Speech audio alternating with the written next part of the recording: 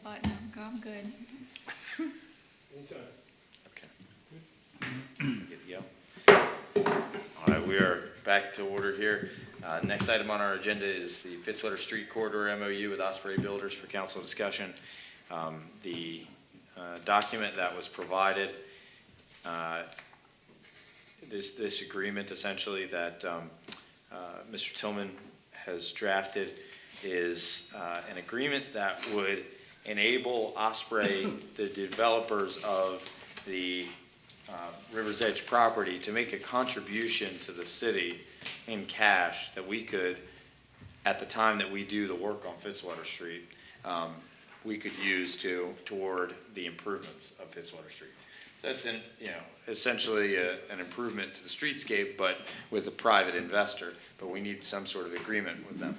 The opportunity here, in my opinion, is that we can make an attempt at least to enter into the same agreement with the other property owners in the same corridor as Chesapeake Shipbuilding, and who already has a relationship with Osprey and River's Edge. They've come to agreements on fencing, things like that. And with all of the projects in that corridor, from the marina to Lot 30 to Osprey to Brew River to the park to Purdue, there's all sorts of things that can be an opportunity to make the revitalization a little bit better and a little bit easier on the taxpayers. I'm good with it. Yeah. Me too. Fine. Okay. Next item. The one addition that Mr. Hanson asked for was putting bike lanes in there explicitly. My copy already has that written in. Okay. Okay, that's fine. All right. Because we talked about that. Council okay with Anything that? else we Yeah. want? Yeah. Well, we got him over a barrel. So this Well, will he's come giving us money, so he's got us. next Okay. legislative We're good. Yes, consensus. consent agenda. All right. There is consensus. Next item on our agenda, bed and breakfast inns ordinance for council discussion. You can see that well, why am I doing this? Mr. Lennox. Hey, right. Everybody's good. Mr. Lennox, would you please come forward? Should have put false alarms on the end of this conversation. Right. Yeah. It's all about timing. Thank you, Mr. President. I'll be very brief and. Thanks for And I was staying here. Oh, that's fine. You've had a longer night than I have. I'll just add that I am fine with all this, by the way.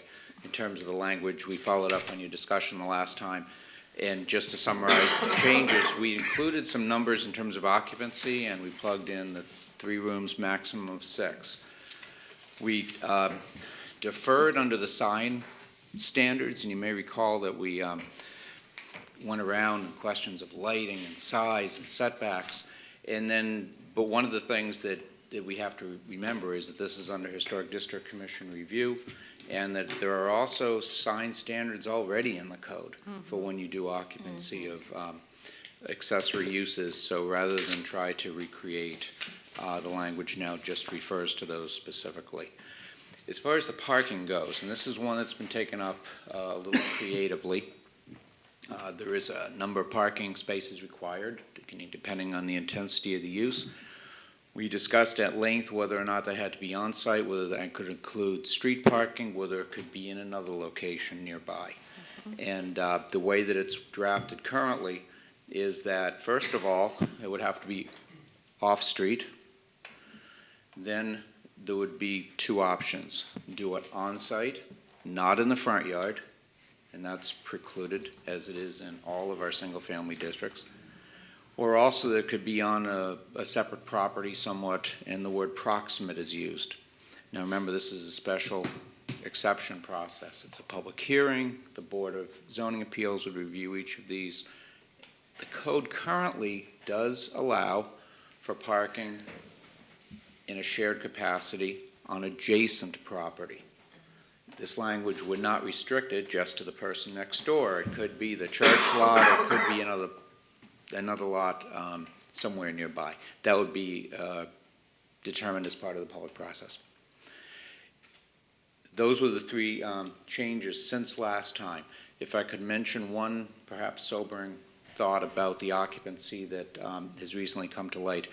We did get confirmation through the State Fire Marshal's office that when you go to more than 5 outsiders, and that word is used in the state fire protection Outsiders. law. Yes, Outside.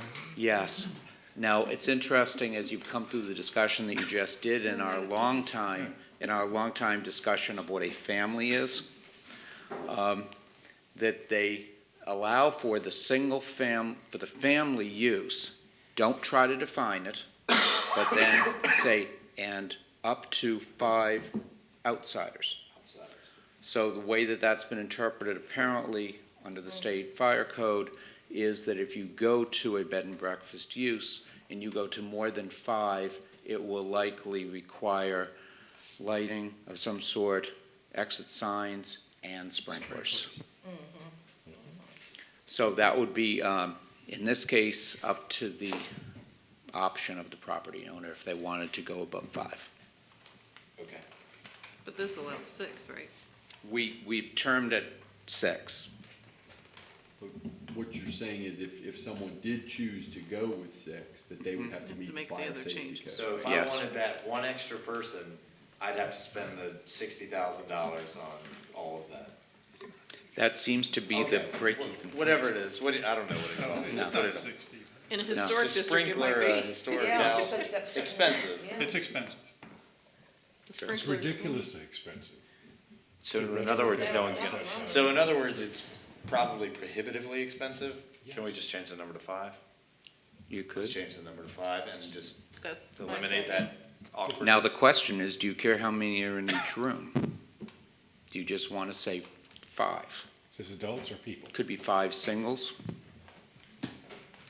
Adults or people? My understanding is it's outsiders. That presumably is I would that presumably is regulate how many persons. are in a room, because can't. theoretically, you might have a couple with 2 little Right. children, Yeah, 3 sure. and 2. 2 in a crib. And I think if you We want don't to wanna do get the into that. rooms and the maximum occupants, and That's that's it. We it. don't wanna get into it. And you don't wanna get into the square footage requirement for sleeping rooms? I mean, it's in the code, I'm just asking. Well, it will apply Yeah, anyways, it's already in there. because it says that That applies. that it applies. So they'll. So they can't violate, So they you- can't violate that. So you can't put 4 people in Right. a No, you. 10 by 12 room? Can't Right. violate Okay. that. I misunderstood you. It's already in there. So But you can let's- put 4 outsiders.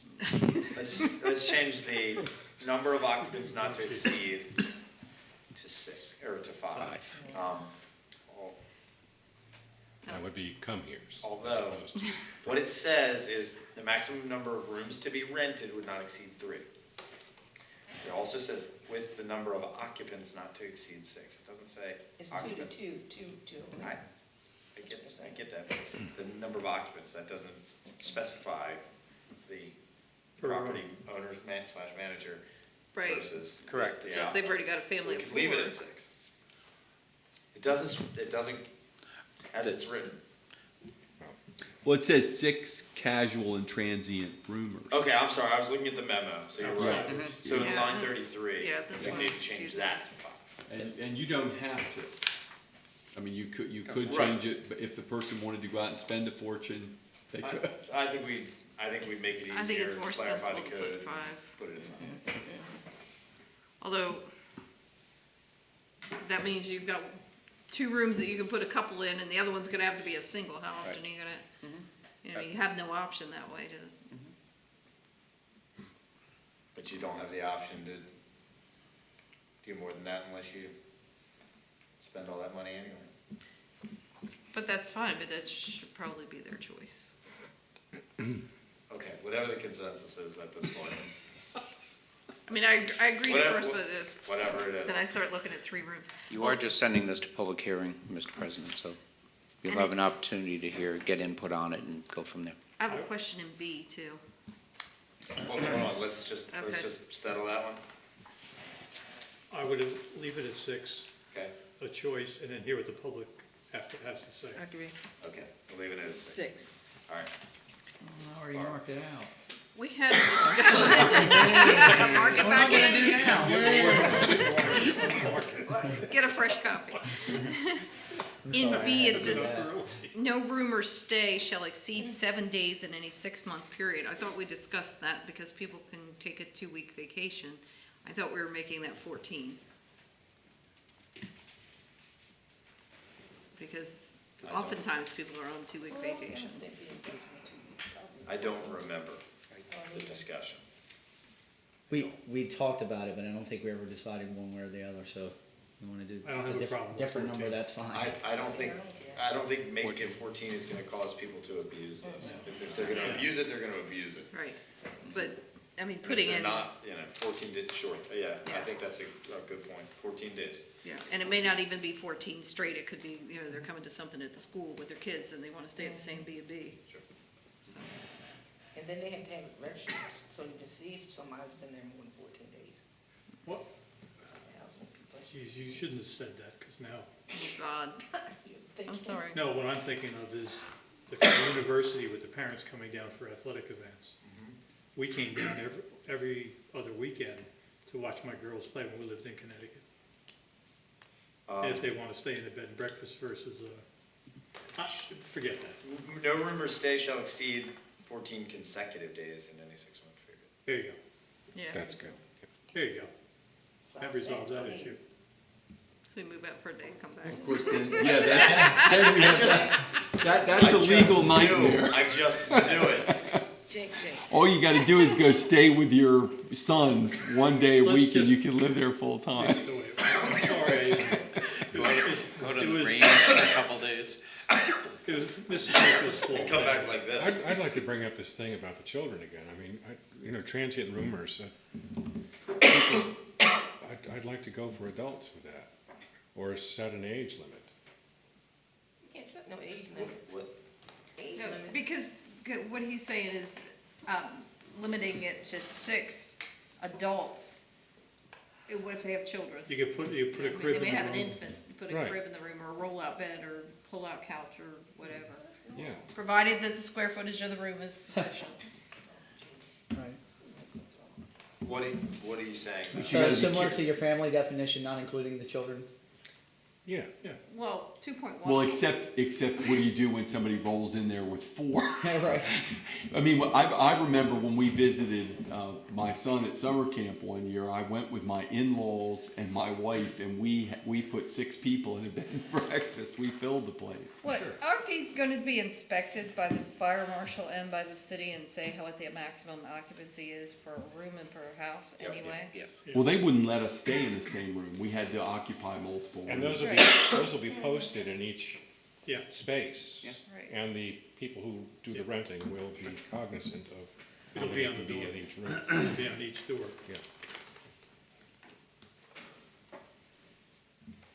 So, it's good? Yeah, it's good. So we want to say Okay. not including the children? Or you just wanna say adults? Because, I mean, if you bring home 4 16-year-old boys, those children are making a big difference. Yeah, that's seriously. You could rock that bed and breakfast and They're gonna All right. eat you out of bed and breakfast, as a matter Alright, of fact. so to not more than 6 casual and transient rooming adults, provided that. Do we then need to define adult? Adult, yeah. No, I mean adult is defined by law. State law, So that depends on what you're doing. yeah. True. Drinking or Or shooting someone. driving or. Forgive me, are we saying no children? No, No, we're saying children don't count towards the 6. We like children. But they don't count against the 6, the children. They're great with mustard. So your 4 16-year-old boys are okay? Subject to the occupancy. We'll go back to limits square of the room. footage, right, Yeah, I mean, there are They other. can't violate the law. right. Yeah, there are other provisions in the code that will limit. Okay. Right, can't violate the law. So for this, let's say. on Transient line 33, adult roomers.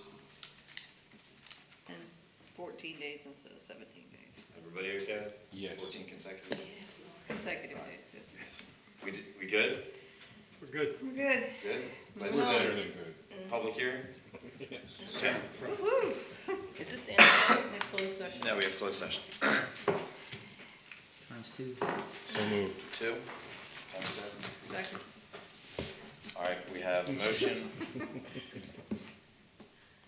We have a second. Any discussion? Hearing none, all those in favor, please signify your support by saying aye. Aye. Chair votes aye. We're going into closed session to discuss a land, property transaction, and what was the other item? At this point, Well, it's Both two property two properties, transactions. yeah. Okay,